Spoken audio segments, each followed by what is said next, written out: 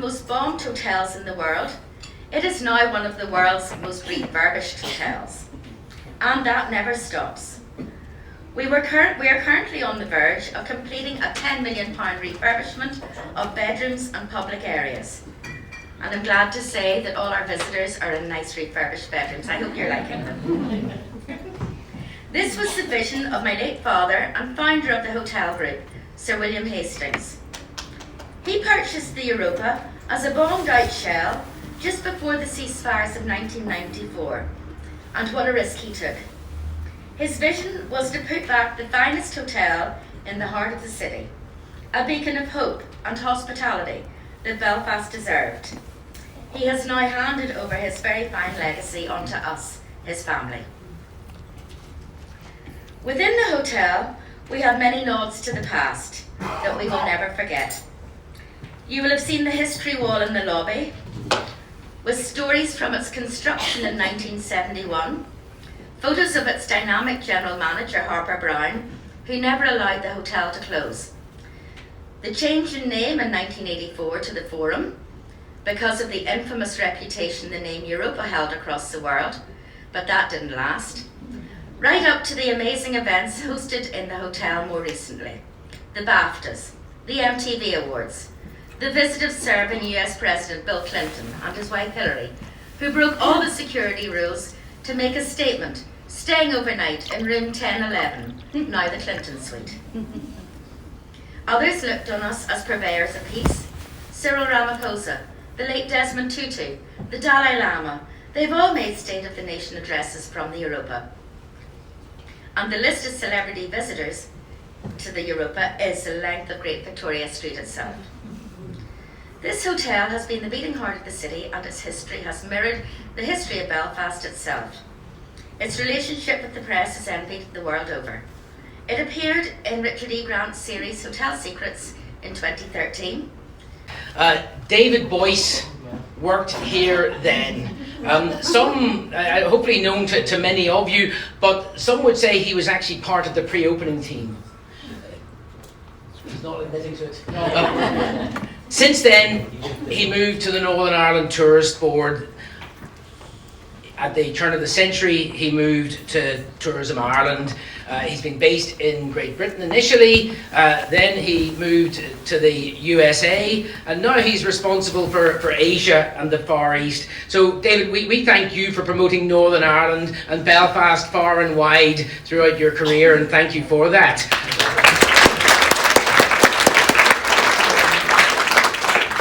I'd like to think that it was his Europa training, for which we can claim no credit, has stood him in such good stead down all these years. David, it's lovely to welcome you home, and I'm delighted that David, to fill in some of those blanks, has agreed to say a few words. David.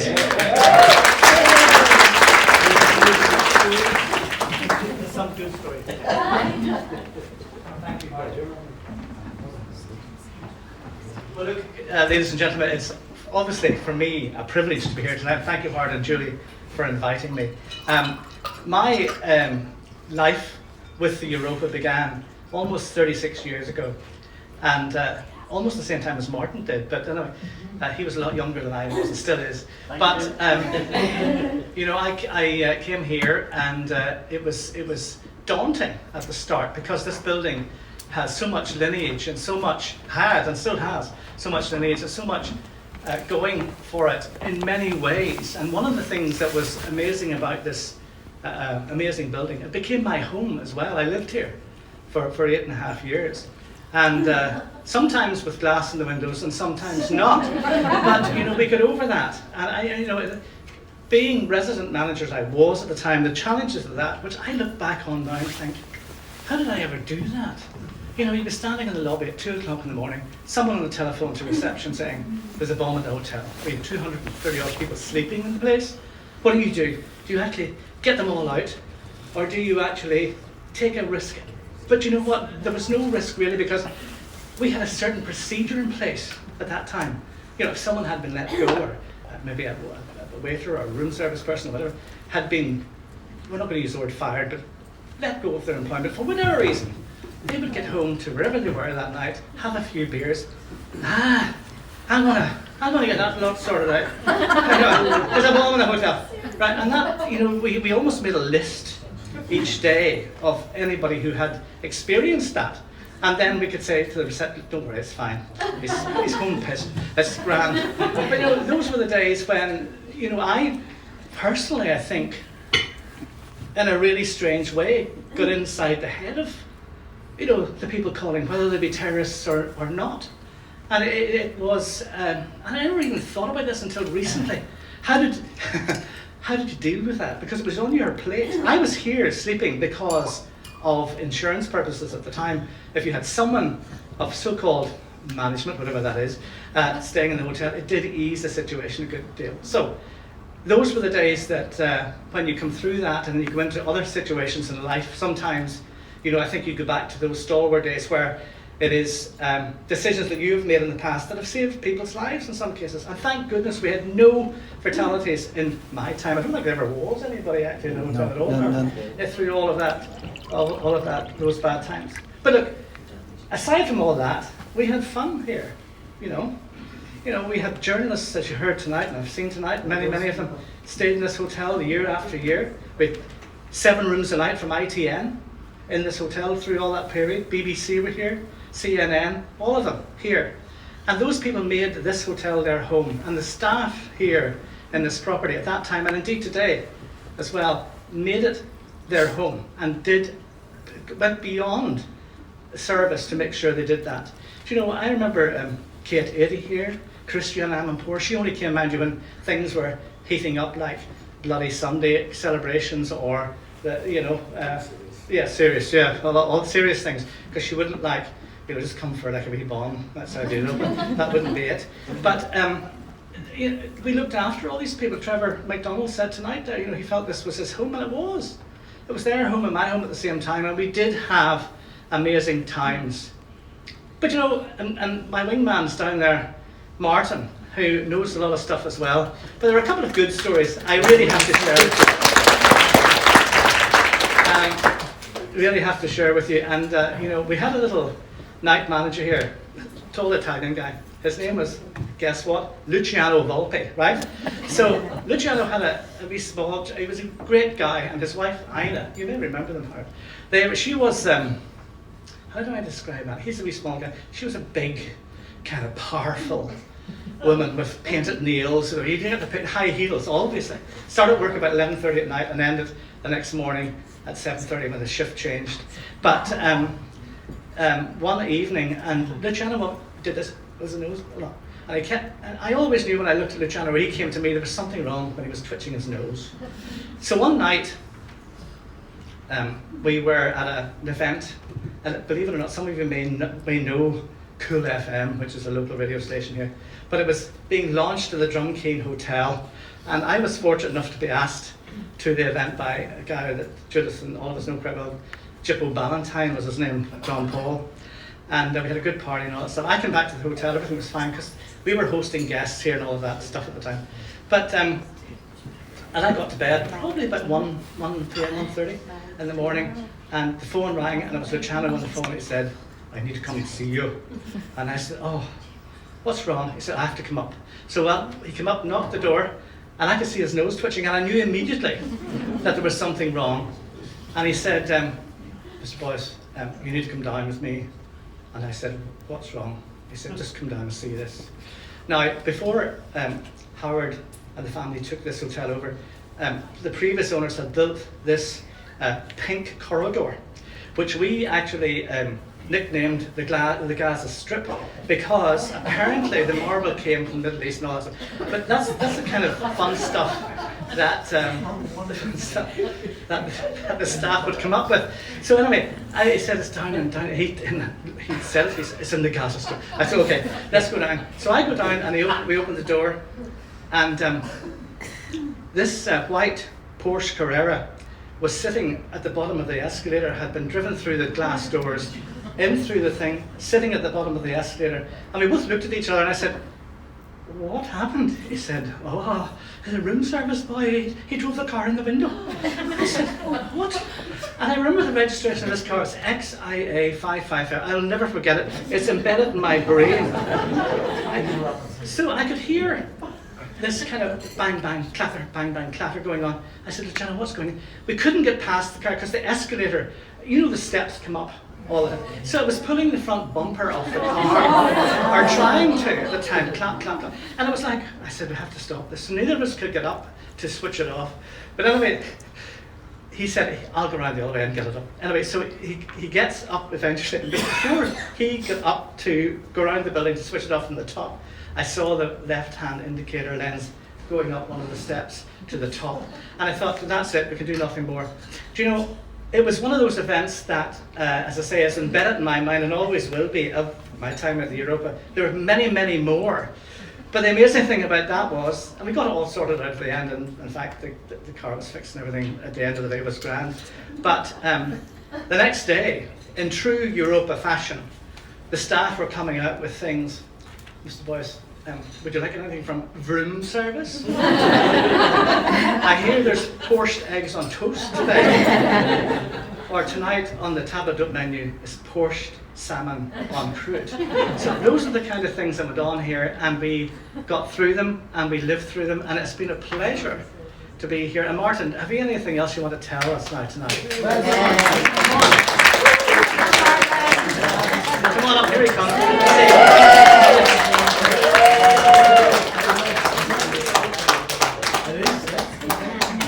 What did he call you, wee sidekick? Jimmy, yes, Bobby Vlon. Neil, yeah. You see, I'm back then. Good evening, everybody. Probably the reason I'm standing here gives credence to the fact that there is no such thing as a free lunch. I got a lovely email from Julie to say, you know, would I like to come along to the event, and would I like to attend the movie, and would I like to come to the lunch and the dinner. And now they've got me up talking, so. Which wasn't the plan. But when I heard that David was coming along, we go back such a long way. Actually, on the 5th of September this year, I'll be 39 years here at the Europa.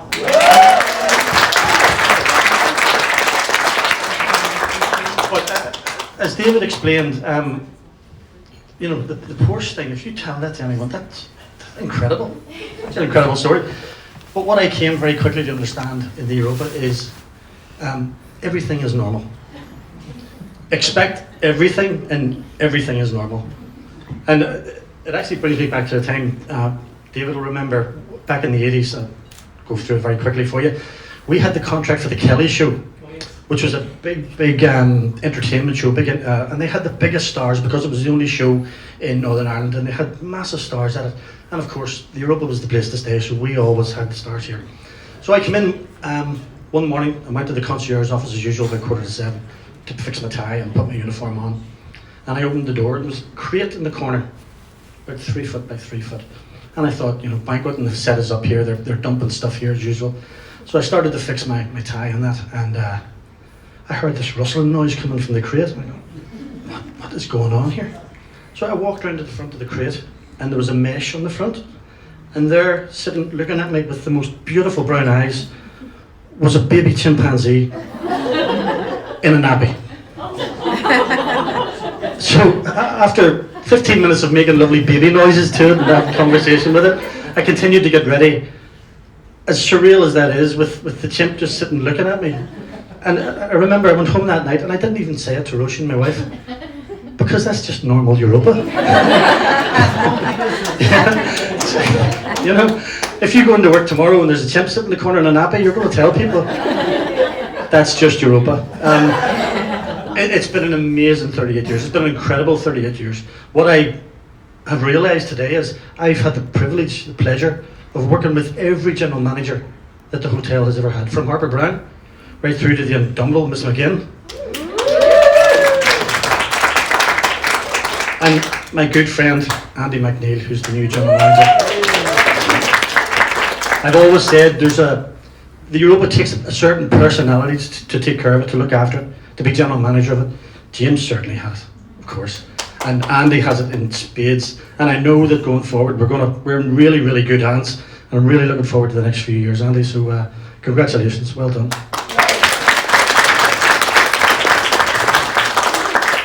That's my stint done. I'm not accepting any payment. So I really hope you enjoy your evening. Thanks everybody for making the journey and coming and seeing us. Obviously after 38 years, the Europa is very, very personal to me. It's more than a job, you know. So this is my home. So you coming to me is a pleasure, and it's lovely to welcome you here. So thank you very much.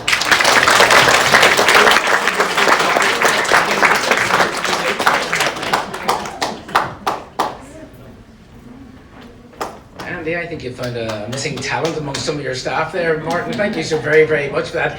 David had notice of this event, you didn't, so thank you again very much. So, I suppose when you think about it, the clue as to the Europa's age is in its name. First conceived in the late 1960s, we emerged from Prime Minister Harold Wilson's white heat of technological revolution. We were entering an era when more countries were seeking to join what was then called the European Economic Community. There was a public debate every bit as animated as that which happened for Brexit 45 years later. Europa, it spoke to the hopes of our post-war generation. It was also, who knew, the name of the smallest of the moons which orbits the planet Saturn.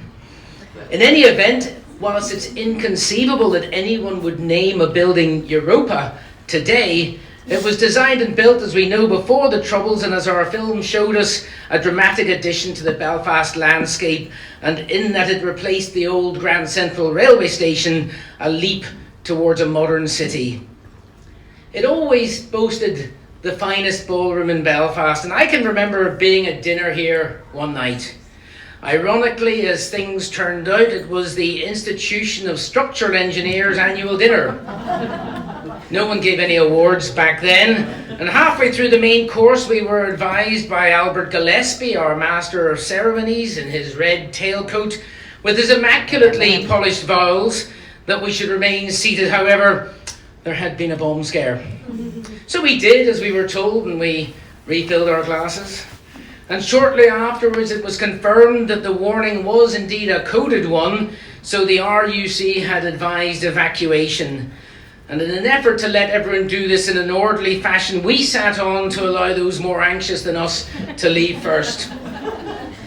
After a few minutes, Philip Drennan, who was then in charge of functions for the hotel, came to our table and somewhat brusquely instructed us to vacate immediately. So we joined the throng, standing by the security porta-cabin to the left of the front door. It was then suggested to us that if the bomb did explode, that we were gathered in a particularly stupid location, and so we all moved to Blackstaff Square, outside the Joxer and the Drury Lane. I was musing as to the absurdity of the scene. Here were we in black tie, with our bottles of wine, rubbing shoulders with black leather-clad bikers, the BT1 chapter of Belfast's Hells Angels, if you will, holding their bottles of beer, when boom, there was an almighty explosion. The anatomy of the blast was such, because the device was in Glengall Street, was that it sucked the windows out of the hotel, out of the front, and deposited the glass on the pavement where we had been standing just a few moments before. Thankfully, no one was injured. There was a story doing the rounds in the aftermath that one of the evacuated hotel residents, a single female, was standing clad only in her Europa logoed bathrobe, and that a member of the Chartered Institute of Structural Engineers, realising that she would not regain access easily, kindly took pity on her and took her home and offered her the couch in his front room before retiring to his own bed. He was fastidious in not disturbing his sleeping wife, who unfortunately for the Good Samaritan was first up the following morning and not completely happy with her husband's explanation. That was the last bomb at the Europa. The receiver, who had been in negotiation to sell the Europa, found that prospective buyers, as we found, were no longer interested, and we bought it the following year, still with hardboard in some of the windows. And I remember when we set about the rebuilding project, The item that was most competitively priced was the windows. The quantity surveyor suggested that the supplier had taken a commercial view on whether they would need to make money on the first contract, since they would surely have subsequent opportunities to replace the glass. Happily for us, for Belfast and for Northern Ireland, that didn't come to pass. Much has been written and broadcast about large events which happened at the Europa. I recall the Reverend Ian Paisley tried to launch a protest in the hotel because Charles Hockey, then Taoiseach of the Republic of Ireland, was addressing the Institute of Directors in his capacity as rotating President of the European Union. Prime Minister Sir John Major gave several speeches in the hotel, and Mo Mowlam was a frequent visitor when she was Secretary of State. I even recall her purchasing her cigarettes from the vending machine in the piano bar. The after party for the MTV EMA Awards in 2011 brought a lot of colour to the hotel, featuring as it did Lady Gaga, Bruno Mars, Selena Gomez. She's gone on to have 200 million Instagram followers. We must have had something to do with it. Justin Bieber, and certainly my favourite, David Hasselhoff. MTV took over all parts of the hotel, including the nightclub, known then by many of you, I'm sure, as the Elephant Room. There are many tales to be told of nefarious activities there, but sadly, I can't tell you any of them. However, I know a man who does, because he worked there. If you want the real stories afterwards, please approach our Chief Executive of Tourism Northern Ireland, John McGrillen. He knows all the stories. To those who live here, I think the hotel is chiefly remembered for some of the headline events that happen year in and year out. It's the spiritual home of the boxing fraternity. Barney Eastwood hosted Barry McGuigan's weigh-ins and press conferences here before they fell out. And Barry did the same for Carl Frampton before they fell out. That's for listening to us. Former Miss Northern Ireland Alison Campbell has for many years held the Miss Northern Ireland Awards here, and the Lord's Taverner's Christmas lunch is one of the set-piece fixtures on the corporate calendar. What's more, the Europa wouldn't be the Europa without the Ashling Awards, now approaching 30 years with us as a fixture in the autumn calendar. Some think this is Marcia Millier's baby, but we know it's Conal McCann's, and she was to be here, sadly can't be here this evening, so do say I name-checked her. How do you celebrate being 50? Well, firstly, I'd personally like, if I had the opportunity, to thank Sir Kenneth Branagh for his foresight in creating and launching a movie to augment our celebrations.